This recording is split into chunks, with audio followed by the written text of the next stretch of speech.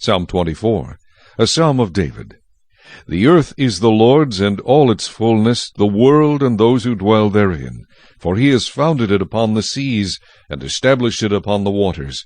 Who may ascend into the hill of the Lord? Or who may stand in his holy place? He who has clean hands and a pure heart, who has not lifted up his soul to an idol, nor sworn deceitfully. He shall receive blessing from the Lord, and righteousness from the God of his salvation. This is Jacob, the generation of those who seek him, who seek your face. Selah.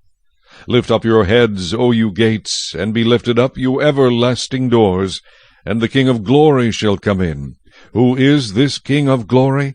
The Lord strong and mighty, the Lord mighty in battle. Lift up your heads, O you gates, lift up, you everlasting doors, and the King of glory shall come in. Who is this King of glory? The Lord of hosts. He is the King of glory. Selah. Psalm 24. Made to worship. I can worship God on the golf course is the favorite line from people who would rather do other things on a Sunday morning than go to church. And it is true that we can worship God anywhere. But the Bible also calls us to worship as a community, to join our praise with the praises of other believers. Psalm 24 is a worship song. It's a song for many voices to sing together. The opening line declares who we worship and why we worship. The earth is the Lord's, and all its fullness. We worship the Lord, the one true God, because he is our Creator. God deserves our worship if for no other reason than that he made us and we belong to him. But we do not stumble carelessly into God's presence. There are requirements to meet God in worship. The people of Israel came to the hill of the Lord, a reference to Mount Zion where Israel's temple stood, and to his holy place, the temple itself. Today we gather in church buildings, rented school facilities, or in the open air for worship, but the requirements are still the same. Clean hands are what God looks for, and pure hearts. Clean hands means no moral impurity in our lives. We confess our sin and receive God's forgiveness. Pure hearts is a reference to the devotion of our hearts to God in love and obedience. Worship is not just going through the motions on Sunday at church. Worship is an attitude that we carry with us all the time.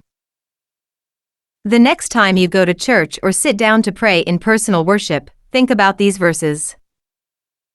Maybe even read the verses aloud. Invite the Lord of glory into your place of worship. John Stott. The only worship which is acceptable to God is that offered by people who have clean hands and pure hearts, that is, who are holy in thought and motive as well as in deed.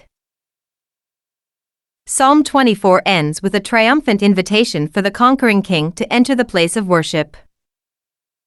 The king pointed to Israel's promised deliverer, the Messiah, coming into Jerusalem in majesty.